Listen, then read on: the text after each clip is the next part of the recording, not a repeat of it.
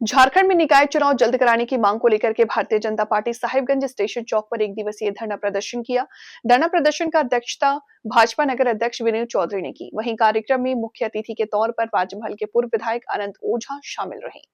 धरना के माध्यम से पूर्व विधायक अनंत ओझा ने राज्य सरकार पर हमला करते हुए कहा कि राज्य सरकार निकाय चुनाव पर टाल मटोल की नीति अपनाए हुए है। भाजपा सरकार से मांग करती है कि निकाय चुनाव दलीय आधार पर कराया जाए और चुनाव में धांधली रोकने के लिए बैलेट पेपर के स्थान पर ईवीएम के चुनाव करवाएं।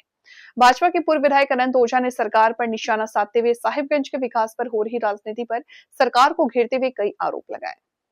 झारखंड प्रदेश के आह्वान पर लगातार 5 तारीख से लेकर के आज तक 7 तारीख तक पूरे प्रदेश में दलीय आधार पर ईवीएम के माध्यम से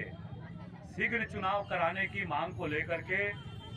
और राज्य के सभी नगर पंचायतों में, नगर निकायों में हम लोगों ने एक दिवसीय धरना के माध्यम से लगातार सरकार तक ये संदेश पहुंचा रहे हैं कि आप बहुमत की सरकार है आपकी और आपको भय नहीं होना चाहिए। इसीलिए दलगत आधार पर आप चुनाव कराइए और बैलेट के माध्यम से जो बातें पुरानी हो गई है, ये बैलेट के माध्यम से धांधली को रोकते हुए बैलेट के माध्यम से हठधर्मिता छोड़ करके ईवीएम के आधार पर आप चुनाव कराइए। और नगर निकाय का चुनाव जिस प्रकार से आप लगातार टाल मटोल कर रहे हैं,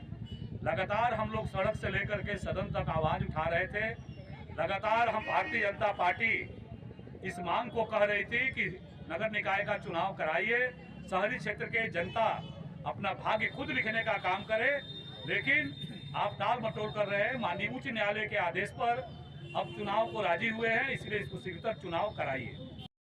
आप सभी के माध्यम से राज्यवासियों को, जिले वासियों को, साहेबगंज शहर वासियों को बताना चाहते हैं कि जिस प्रकार से साहेबगंज को लगातार गुमराह करने वाली राजनीति हो रही है, जो विकास योजनाएं हमने लाई थी अपने कार्यकाल में, मैं आप लोगों के माध्यम से आदरणीय केंद्रीय मंत्री नितिन गडकरी जी को मैं हृदय से उनका आभार व्यक्त करता हूं कि मेरा जो सपना था, हमने जो संकल्प अपने जनप्रतिनिधि कार्यकाल में देखा था, इसके बारे में शायद कोई नहीं कह सकता है। इसलिए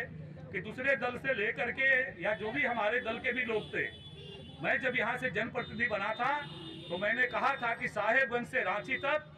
ग्रीनफील्ड एक्सप्रेस हाईवे का निर्माण कराने की मांग करेंगे। ये मेरे